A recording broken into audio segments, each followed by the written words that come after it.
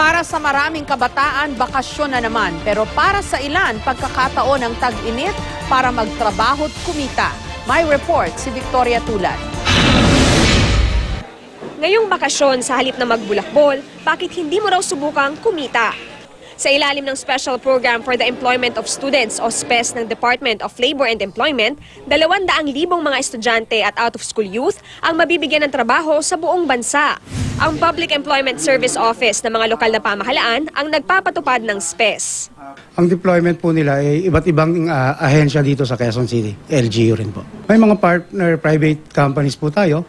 Well, ang payment po niyan is 60-40. 60 po rito sa LGU at 40% counterpart po ng Department of Labor. Minimum wage ang ibinabayad sa mga sumasali sa SPES. Yung mga edad 15 hanggang 25 ang tinatanggap. Bukod sa dagdag kita, layunin din ng programa na ihanda ang kabataan sa pagtatrabaho. 500 million pesos ang pondong inilaan ng DOLE para sa SPES. Tuwing summer at Christmas break, maaring sumali ang mga nasa high school. Yung mga nag-aaral naman sa kolehiyo, technical at vocational school, tinatanggap sa buong taon. Ang 20 taong gulang na sina Marvin at Mary Joy natanggap sa isang fast food chain dahil sa programa. Malaking tulong daw ang perang makukuha nila. Bala ko po kasing mag-aral ngayong taon. Para po maski 2-year course po.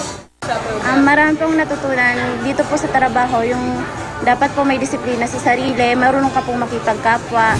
Ayon sa isang life coach, hindi lang malaking tulong sa problemang pinansyal ang summer jobs. Malaki rin daw ang maitutulong nito sa paglinang ng kakayahan ng kabataan.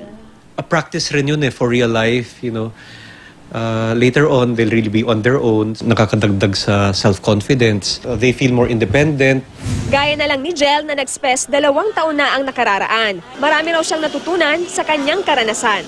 Doon ko napakita yung kakayahan ko. Victoria Tulad, GMA News.